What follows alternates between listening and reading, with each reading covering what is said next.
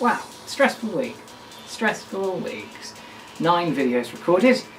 Or is it 10? So many videos this week. Oh, this is the last one though. Thank God for that.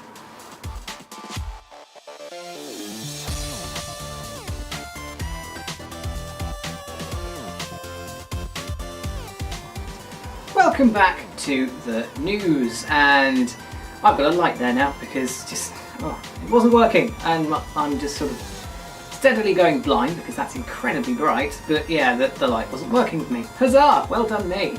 I'm professional. We start my beard. We start with Guardians of the Galaxy.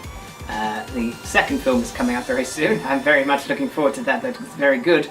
They have a Telltale game coming out as well. Telltale being the adventure game developers. I say adventure, it's more of a sort of interactive story. I think that's how they probably want it to be described. It's just sort of a quick time event simulator, basically. A bit like Asura's Wrath, with less interesting things going on. Guardians of the Galaxy's Telltale game has had a launch trailer, not a launch, well, a gameplay trailer. And gameplay is used very loosely. It's not really a gameplay trailer as such, it's just seeing some of the cutscenes, even though most of those games are cutscenes. There's no actual sort of gameplay because it's just quick time events going on and the odd bit of walking. They take a dig at Mass Effect during it. There's a little thing where they're going down a lift and it's taking a dig at the lifts in Mass Effect, which are incredibly slow. And you can tell very much that the game is going for the style of the films. So don't say I blame them, because Guardians of the Galaxy is looking superb, and the second one's looking very good as well. So yeah, I can see where they're going with that. It has Scott Porter, who's recently, who has previously appeared in the Walking Dead Telltale game as Star-Lord, and Nolan North, probably the most prolific video game voice actor, known for Nathan Drake, and first brought to my attention in the Deadpool game as Rocket Raccoon. So they're obviously not using the characters from, not using the stars from the films, because they probably couldn't get the right licensing to do that. But they're sort of going for the same, it's the same core group of characters, and they are basically the same characters. They're not trying to change them in any way, so they're doing it like that. Episode 1 will launch in May on PlayStation 4, PC and Xbox, as far as I'm aware. Yes, and also mobile, iOS and Android. Says a lot about the sort of computing power you need to run Telltale games, really. It's never lot. It will launch on those platforms in early May, so, well, what I've got on here, I'm looking on Eurogamer, the article says the 5th of May in Europe, worldwide, apart from the US, which gets it on the 2nd. Yes, don't know why, but on the trailer it says April the 8th, it says on there, so, come on, lights. So, fuck knows. What are those dates? Early May is when that game comes out, and if you like the Telltale games and if you like Guardians of the Galaxy, go for it. I shall not be buying it. I'm not a massive fan of episodic games, so I would even personally wait until it's all out and wait until reviews, because that's how I do things, to be honest. The next game that will be published by Double Fine has been given a release date. It is called Nog, or Gnog, I don't know how they're pronouncing it, G-N-O-G, and it is coming to PlayStation 4 and PC, and the premise of it is, how are they describing it? It is being described as a whimsical puzzler, set about tinkering with miniature worlds set within the heads of celestial space beings. It has been given at least a release date for PlayStation 4 of May the 2nd, and a launch price of £12.99 or $15. So the sort of middle tier of the indie price bracket. And it is also stated that PSVR will be supported by this game, so I don't quite know how they're going to do that, how it's going to fit in with the game, but it looks interesting. There's a little teaser which I'll probably play here alongside it. I'm going to try and up the production values of the news. Actually, do you know what? No, I'm not. can't. I don't have the time. This is the day before I go away. I have to edit this, and then I have to get it out. I don't know if I have the time to do that. If I do, I do, and it's playing right now, but whatever. Oh, help. Also, just a quick thing, there won't be any news next week because I am away. I don't have the time to record it while I'm away. So there's news this week, no news next week, apart like I'll be every other video, just not the news. And then the week after that, I'm back, so there will be news. Hooray! So you're only missing 1 week. On to Blizzard, the seminal, well, I say seminal, the developer mostly of Memorpagas, has done a very fun thing actually. They've done a really cool thing. They have basically made, well they have made the original Starcraft free, completely free. I think it's just the base game, there's no DLC attached to it, it doesn't seem, but the whole game has been updated to 1.18 and is being given away for free on the Blizzard forums. There will be a link in the doobly-doo. The release is basically just to be done ahead of the launch of the remaster of the game, which is coming this summer. Been given a semi sort of vague release date, which is the summer of this year. This summer. Starcraft remastered.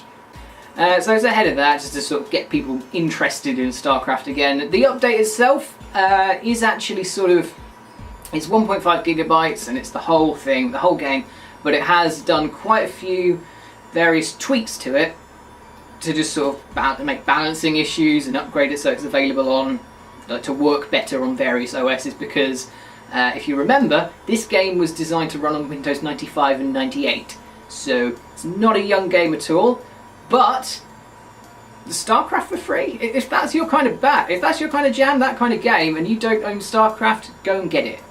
Go and get it, it's not going to cost you anything to get it, or if you want to try it before the remaster comes out, go, do that now. Perfect, good news, hooray! Don't you love good news? On to Elite Dangerous again. This time it's not negative news, huzzah! There was a whole thing in February when we discovered a system of planet, or a solar system had several planets within the habitable zone. Some of you may know this, and it was called the Trappist 1 system.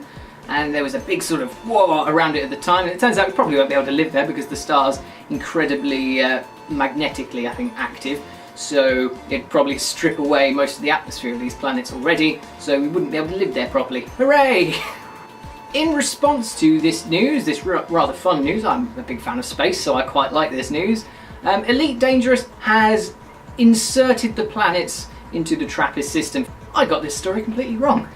Just read it again, and it turns out that it was there in it originally. I don't think it had as many planets in it, but the system was in Elite Dangerous before. Because of the way Elite Dangerous Universe is generated, it's not done like individually, it's done using stellar cartography and all those kind of maps. It's created like that, and that's how they've sort of generated the galaxy that it's using. And it turns out that that's this system that's very similar to Trappist 1 was actually already in the game, but very sort of close to where it is in real life. It's 39 light years out, but it's nothing.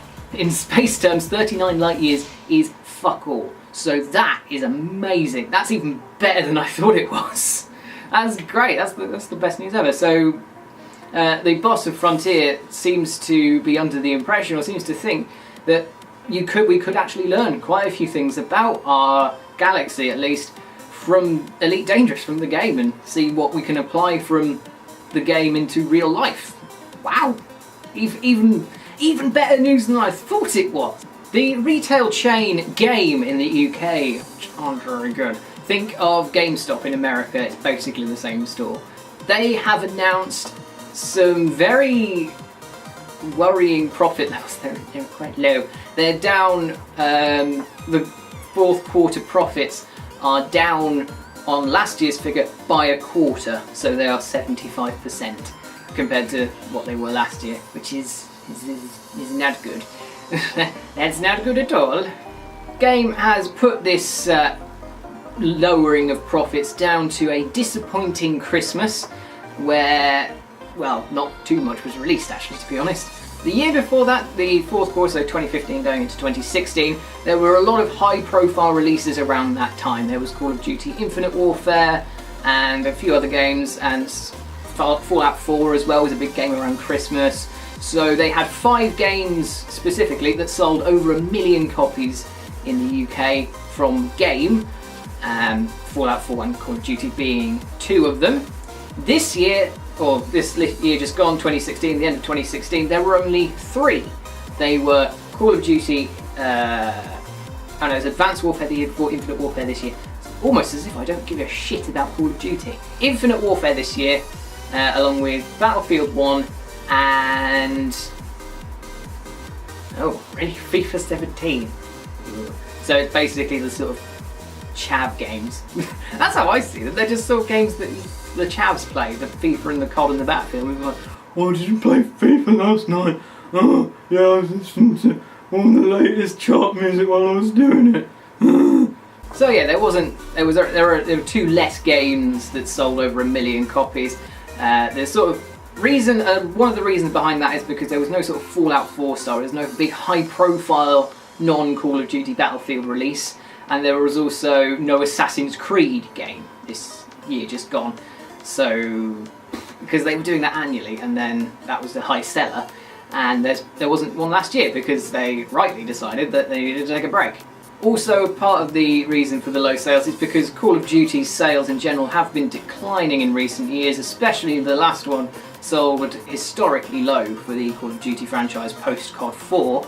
So there are several reasons, but I think the main reason that their profits are falling is because of the change in which we consume our media and the way we get our media. Like, even you wouldn't want to use PlayStation Network because it's shit, but a lot of people now download their games digitally. It's been a long time since I bought a boxed copy of a game that wasn't for the DS, for instance. Like, the 3DS is one of the few things I'll buy a boxed game for. Maybe a Wii U game, because I've got one and I don't want to use their store because it's really expensive.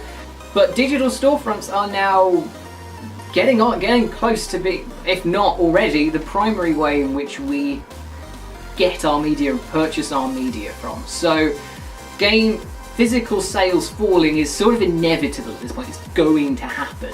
So I don't really... this is sort of expected to me, and I can see... like, this is the reason now that Game are selling a lot more sort of physical, tactile goods. Like, they're selling a lot of shirts, they're selling a lot of Pokemon cards and controllers, and trying to focus maybe on consoles, even though they don't make a lot from that. And they're just selling all loads of tat, and especially loads of fucking pop vinyls. So that's why they're doing that, because the physical sales of games are falling, so they need to focus on other things to try and recoup the losses they're getting from that. Following on rather neatly from that topic, I'm going to go on to this 3 things revolving around Mass Effect Andromeda. The first thing, because it links on quite nicely to what I was just talking about, Mass Effect Andromeda's physical sales are down compared to Mass Effect 3. My response to this is, of course they are. Why would they not be? Again, this is the same thing I was talking about with Game. Physical sales have been going down for years now, especially between the time of Mass Effect 3 and Mass Effect Andromeda. Hair needs fixing so bad, it's really not working for me today. Yes, of course Mass Effect Andromeda is going to have lower sales, because it's been how many years since Mass Effect 3? It's been, I'm going to check, how many years? Mass Effect 3 was launched in